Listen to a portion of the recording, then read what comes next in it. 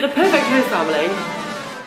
One child. One child. Like a teenage girl who just needs help. Yeah, that's totally independent. She like loves speaking in English. And the parents just never home. When they are home, they're really lovely. They come home at like 6 p.m. and they're like, cool, here's some free food. Have a good evening. Yeah, have fun, bye. This is not I've a never reality. met anyone with this host family. Hey, au pairs! What should you look for in a host family? I think that what I've learned is that I can't manage more than 2 kids. One in each hand. I had 3 kids. I think I'm okay with 3. Really? But my oldest one was older. I had 3 kids in my initial family. It was okay, but the oldest was 9, so maybe like a little bit older than that. Older. Technically, my second family had 5 kids, but I was only responsible for the 6 and the 8-year-old, and everyone else was a teenager. So it felt like I had 2 kids. The ideal host family definitely lives in the center. I don't know. Sometimes the center is actually kind of bad because there's so many people and so many tourists in the center that just feels like suffocating. A family that is off of line 4, 3, 14, 12, 8.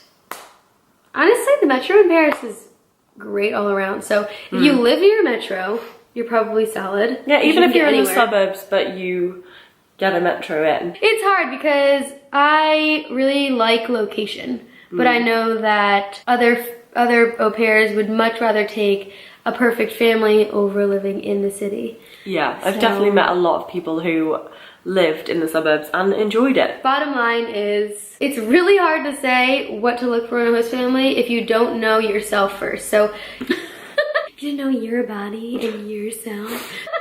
How many kids can you handle? Like, do some babysitting in advance if you have the time to work that one out, because even one child can be a handful. And the ages are so different, so you have to know your personal preferences with age. Can you handle babies? Do you like teenagers, you know? And everyone always thinks they can handle a baby until they've spent time with a baby. And they realize babies don't go to school. Oh my gosh. Go to school! Babies are so difficult to look after. Yeah. We're not talking about that right now. We're talking No, we're not, but I feel like... Some people like babies. You can't just say... Yeah, Joe managed it, but... Yeah. Her boyfriend was an au pair, and he loved babies. Depends on whether you prioritize location or personality. And a lot of the time I'd say the perfect host family is close to what your actual family is like. Yeah. I come from a really big family, so I really valued that my family was pretty huge in Paris. And everyone was really independent, so that's exactly how my family is in America. You're from America. I think the best thing to look for in a host family is someone who is happy to answer every single question you have before you go. Because I had one phone call with my host mum, but she was sending me emails constantly and would like get back in touch all the time. So before I went, I kind of felt like I knew who I was dealing with. Yeah. Whereas I've met so many people who'll just be like, off we go to Paris. Okay, so if I were to boil it down and say today I had to go look for a host family again, 2 children, that's my preference. I'm in Paris somewhere by a metro stop. And I am with a family that has had an au pair before and knows the program. Not necessarily, I don't think that's that That's if you're for the me. experimental au pair, oh, divine. Were you an experimental au pair? Yeah.